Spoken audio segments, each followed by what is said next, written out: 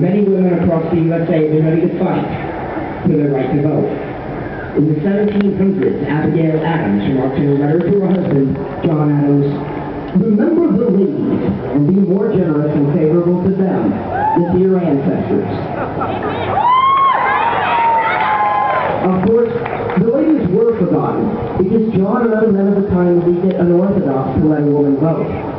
Abigail said, "If particular care and attention is not paid to the ladies, we are determined to foment a rebellion and will not hold ourselves bound by any law in which we have no voice or representation." Abigail was never shy about her opinions on independence and slavery. She was working for a better, more just spirit in our Constitution. The 1920s and 19th Amendment addressed women's right to vote.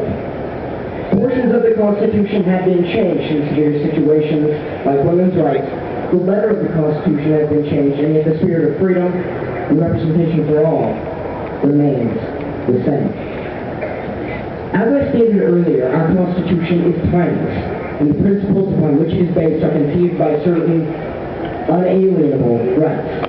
If our rights and liberties are being infringed upon because our Constitution is not being followed by its governments, its rulers, then let the people stand up and fight for it. Because it does us no good, even if the true text or intent of the law might have good intentions, but the spirit has been pulled out of unison with the text. Today we have grassroots, independent, and nonpartisan organizations such as the 9/12 Project and Tea Party groups. These organizations support the tenet that this is a government of the people, by the people, and for the people. And work towards our Constitution and Republic being preserved and restored. Thomas Paine said, "An army of principles can penetrate where an army of soldiers cannot." This is what the 9/12 Project, Tea Party groups, and many other grassroots organizations are going to achieve. They educate, they protest, and they work to restore our Constitution. Paine also noted that a thing moderately good is not so good as it ought to be. Moderation in temper is always a virtue. Moderation in principle is always a vice. That's right.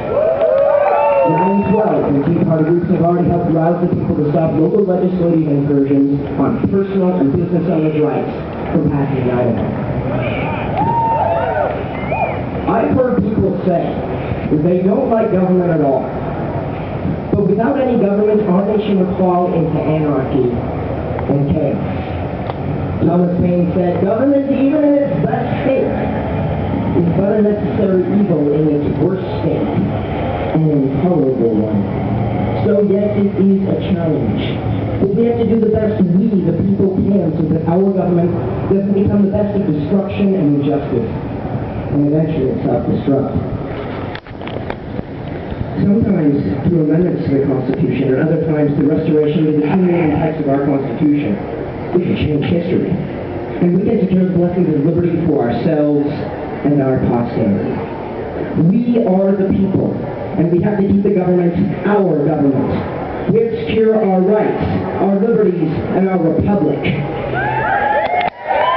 It is our duty to align the spirit of the law and the letter of the law within the Constitution. Both must be working together in order to secure the republic so beautifully outlined in our Constitution, so that we all may bask in the glories of freedom. God bless America. Thank you, Sam. How about that, folks?